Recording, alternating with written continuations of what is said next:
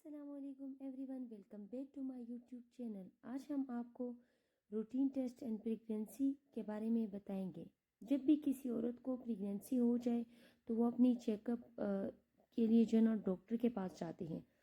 तो डॉक्टर जो है ना आपकी प्रेगनेंसी में जो टेस्ट प्रिस्क्राइब करते हैं, मतलब कि जो टेस्ट करते हैं उनके बारे में बताऊंगी कि वो क्यों करते हैं, यानी वो कितनी ज़रूरी है, और अगर उस टेस्ट को ना किया जाए तो पेशेंट्स को कितना नुकसान हो सकते हैं और इस टेस्ट करने के फ़ायदा क्या है। तो आज हम इस वीडियो में आपको बताएंगे। चलते हैं वीडियो की तरफ।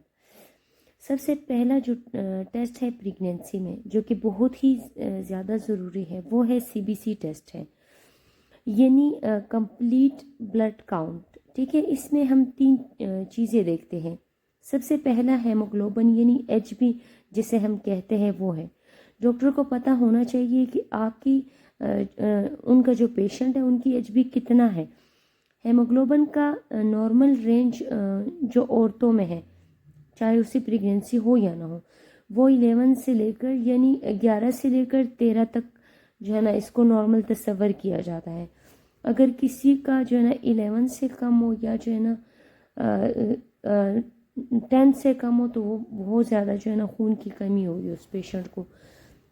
लेकिन अगर आपकी HB कम आ रही है तो डॉक्टर आपके कुछ और टेस्ट भी करवा सकते हैं, जैसे कि उसको पता चलेगी कि मरीज़ को जो इनेमिया है यानी खून की कमी है वो किस वजह से हो रही है। मसलन प्रोटीन देखी जाती है, उसका लेवल और जो है ना वो देखा जाता है कि वो ठीक है कि नहीं, और उसकी वजह से जो है ना खून की कमी हो रही है या कोई और वजह हो सकती है।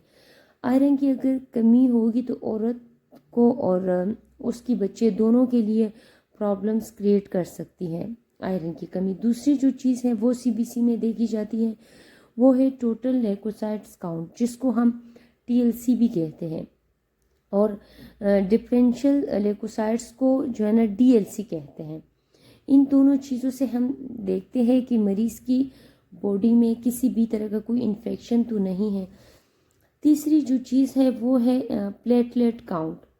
प्लेटलेट काउंट के को जो है ना देखा जा सकता है ताकि डॉक्टर को पता हो कि मरीज़ को कोई क्लॉटिंग का प्रॉब्लम तो नहीं है, यानी उनका ब्लड में जो है ना क्लॉटिंग तो नहीं आ रही। अगला जो टेस्ट है, जो ज़रूरी टेस्ट है, वो है आपका ब्लड ग्रुप और RH फैक्टर। ब्लड ग्रुप का पता ही होगा, जैसे कि AO, B और AB इस तरह से है, लेकिन इसके साथ साथ जो है ना RH फैक्टर भी ज़रूरी होता है।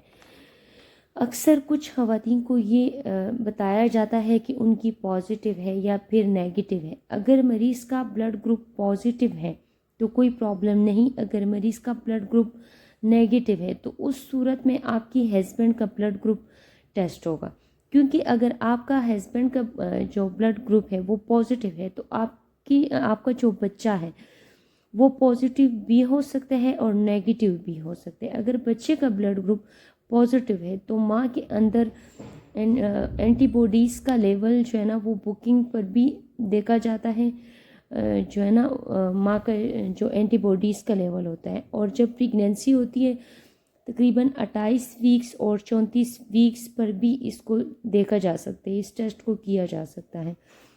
और जब बच्चे की पैदाइश होती है तो पैदाइश के फ़ौरन बाद जो है ना बच्चे का ब्लड ग्रुप चेक किया जा सकता है, और अगर बच्चा पॉजिटिव है तो माँ को NTD इंजेक्शन लगाया जा सकता है। इसकी वजह से उसकी जो नेक्स्ट प्रेगनेंसी होगी वो सेव होगी। तीसरा इम्पोर्टेंट टेस्ट जो है वो है ब्लड ग्लूकोज रैंडम है।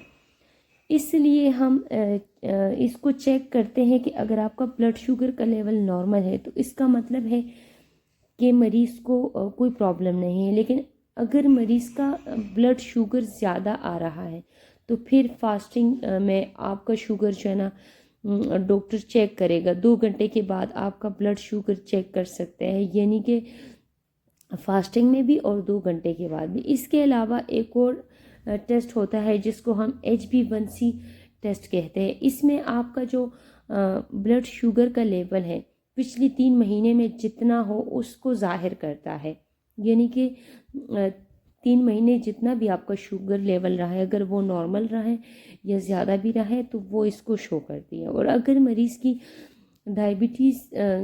किसी मरीज़ को अगर डायबिटीज़ की शिकायत है तो डॉक्टर उसे जो है ना खुराक के ज़रिए और कुछ मेडिसिन के ज़रिए कंट्रोल कर सकता है, जब इस टेस्ट में पता चले। अगला टेस्ट जो है ना वो है हेपेटाइटिस बी सी।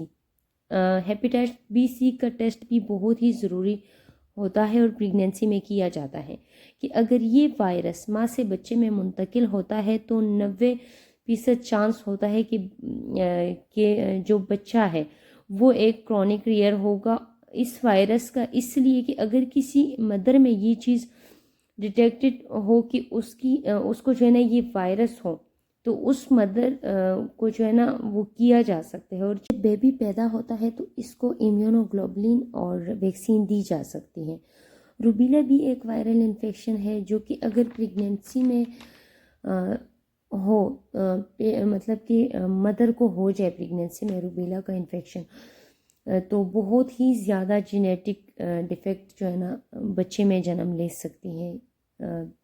तो इसका भी जो है ना करवाना बहुत ज़रूरी है, इसलिए इसका भी कुछ टेस्ट करते हैं और देखते हैं कि अगर कोई मदर जो है वो इम्यून नहीं है तो इसको डिलीवरी के बाद जो है ना वैक्सीनेशन जो है वो दी जा सकती है। कुछ डॉक्टर जो है वो सेफिलिस का भी टेस्ट करते हैं। जिन लोगों को थायराइड का अगर इशू है पहले से चल रहा है तो उनको थायराइड का टेस्ट करवाना चाहिए, क्योंकि अक्सर ये होता है कि हाइपोथायराइडिज्म में बच्चे की जो ब्रेन्स है उसके ऊपर जो है ना इफ़ेक्ट होता है, इसलिए उस चीज़ का इलाज भी प्रेगनेंसी के साथ साथ जो है ना करवाना चाहिए अगर किसी मरीज़ को थायराइड का कोई मसला है तब।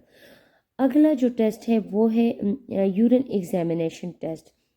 ये टेस्ट जो है ना इसलिए करते हैं पेशेंट की यूरिन का, ये भी बहुत ज़रूरी टेस्ट है कि किसी भी किस्म का कोई इन्फेक्शन तो नहीं है पेशेंट्स को, यानी उसके मसाने में, किडनी में या जो है ना यूरिन में कोई भी इन्फेक्शन तो नहीं है तो मरीज़ा को, और अगर है ये इन्फेक्शन तो टाइम पे जो है ना इसका इलाज करवाना चाहिए।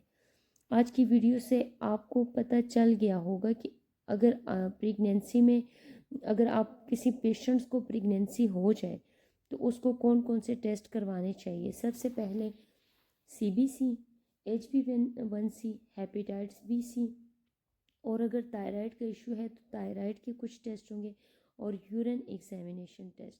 ये बहुत ही ज़रूरी टेस्ट है प्रेगनेंसी में जो कि हर पेशेंट्स को, चाहे उन्हें कोई प्रॉब्लम हो या ना हो, उनको करवानी चाहिए।